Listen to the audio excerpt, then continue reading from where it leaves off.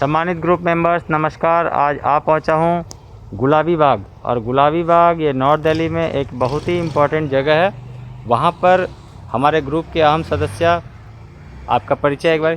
सुनीता जी, और उनके साथ हैं उनके सुपुत्र ऋषभ जी।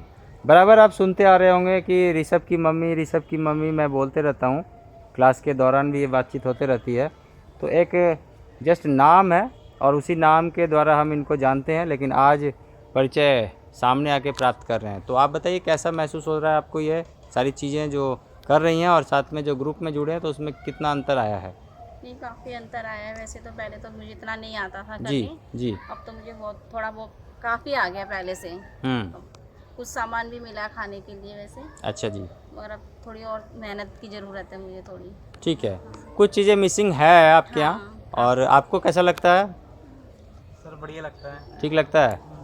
तो ये तो पॉजिटिव काम है। मुझे लगता है कि इधर जैसे आपका ये एरिया है, कैंपस है, यहाँ बहुत सारे लोग हैं, सरकारी कर्मचारी हैं, तो उनको क्या लगता है आपके साथ ऐसे? ये सब निकलते हैं तो बोलते हैं बहुत अच्छा कर लिया। हाँ हाँ। अच्छा कर लिया। पहले तो जंगल लगता था बिल्कुल देखने में।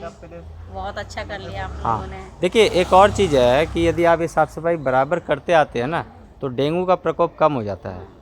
ठीक है ना? तो ऐसे यदि कहीं पर भी आसपास जगह है और उन बहुत दिन से वो नहीं कर रहे हैं, तो उनको ऐसे मोटिवेट कर सकते हैं कि आपको यदि इन चीज़ों से बचना है तो आप कम से कम हरियाली भी लगाइए, और साथ में डेंगू का भी जो प्रकोप होता है, क्योंकि बहुत समय तक यदि कोई चीज़ पड़ी हो ना, तो कीड़े या मकोड़े ऐसे घर बनाने लगते हैं, तो इससे भी बच सकते हैं। तो बागवानी तो बहाना है, कचरा देश से मिटाना है, और इसी के लिए हम पहुँचते हैं आप जैसे अच्छे लोगों के बीच और बताते हैं तरकीब। सर पहले से बहुत कचरा होता था तो जी। खाद बना लेती हूँ मैं। हाँ जी, हाँ सब्जी जी। का उसका ऐसे हाँ, कर लेती हूँ। बहुत बढ़िया। तो सड़क पर ना जाए कचरा और घर में इस तरह की बागवानी हो जाए। तो आइए दिखाते हैं क्या कुछ लगा रखा है। मेहनत बहुत किया है। इस तरह का बैकयार्ड जहाँ पर सिर्फ कचरों का ही साम्राज्य होता है, फिर भी सुनीता मैम ने जो पहल दिखाई है कि इसको अच्छे से लुक दिया जाए, काफ़ी मेहनत किया है और ये देख के ही समझा जा सकता है। साथ में बैंगन में जब फूल लगने लगते हैं तो बहुत ही अच्छा महसूस होता है।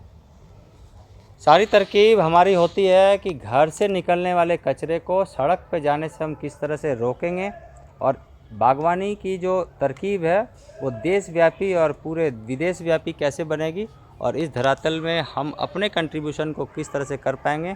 तो सुनीता मैम और उनके सुपुत्र ऋषभ जी इसके एक उदाहरण हैं। तो आइए आप भी जुड़िए इस तरह की कवायद में, और कहीं भी हो शुरुआत आज से कीजिए, क्योंकि कल कभी नहीं आता। आप सभी का बहुत धन्यवाद। पुनः उपस्थित होऊंगा नई जानकारी के साथ। Thank you very much.